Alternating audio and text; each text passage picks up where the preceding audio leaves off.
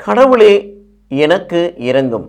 இது இயேசு கிறிஸ்துவுக்குள் பிரியமான என் சகோதர சகோதரிகளே, இந்த நிமிட நட்சத்திரக்கு இயேசுவின் நாமத்தில் நான் உங்களை அன்போடு அழைக்கிறேன். கடவுளே எனக்கு இரங்கும். இந்த உலகத்தில் வாழுகின்ற பொழுது நமக்கு ஒன்று தேவை, அதுதான் கடவுளின் இரக்கம். கடவுளின் இரக்கம் இருக்கின்ற பொழுது நாம் பிழைத்துக் கொள்கிறோம். கடவுளின் இரக்கம் இருக்கின்ற பொழுது கடவுளை ஒப்படவாகிறோம். கடவுளின் இரக்கம் இருக்கின்ற பொழுது பாவங்கள் நம்மை நெருங்குவதில்லை. கடவுளின் இரக்கம் நமக்குள்ள இருக்கின்ற பொழுது பாவம் நம்மை மேற்கொள்வதில்லை. கடவுளின் இரக்கம் நமக்கு இருக்கின்ற பாவத்தை நாம் மேற்கொள்கிறோம். கடவுளின் இரக்கம் உங்களுக்குள்ளும் எனக்குள்ளும் இருக்கின்ற பொழுது கடவுளுடைய மகளாக நாம் மாற்றப்படுகிறோம். தீமையின் ஆதிக்க நம்மை மேற்கொள்ளாதபடி கடவுள் நம்மை உயர்த்துவார். சகல அதிகாரத்தையும் நமக்கு கொடுப்பார். ஆம் பிரியமானவர்களே, அந்த இரக்கத்துக்காக நாம் மன்றாட வேண்டும்.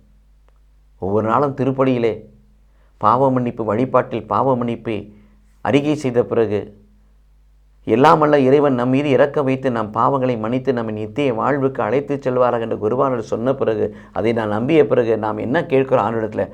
ஆண்டவரே இரக்கமாயிரும், கிறிஸ்துவே இரக்கமாயிரும் என்று சொல்கிறோம். மீண்டும் பாவம் செய்யாதபடி, மீண்டும் பாவம் நம்மை மேற்கொள்ளாதபடி, மீண்டும் பாவ வாழ்வுக்குள் செல்லாதபடி, மீண்டும் ஒரு பரிசுத்தமான ஒரு ஜீவத்தை உலகத்தில் நாம் வாழும்படியாக கடவுள் அந்த இரக்கத்தை கொடுக்கிறார். அதைத்தான் திருப்பாடல் 119:77 வாசிக்கிறோம். இறைவா, நாங்கள் பிழைத்திருக்கும்படி, நாங்கள் சாகாமல் பிழைத்திருக்கும்படி உம்முடைய இரக்கங்கள் எங்கள் மீது இருப்பதாக. அந்த ஆன்மா இறந்து போகாமல், பாவத்தினால் ஆன்மா இறந்து போகாமல், ஆன்மாவை இறக்க செய்யத்தக்கதான பாவம் வராமல் மேற்கொள்ளாமல் இருக்க கடவுள் இரக்கத்தால் நிரப்பப்படாங்க தாவீது வேண்டுகிறார்.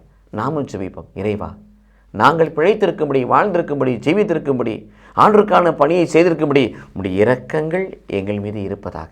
ஆண்டவரின் இரக்கத்தால் நிரப்பப்படுவோம். கடவுள் நம்மை ஆசீர்வதிப்பாராக. ஆமென்.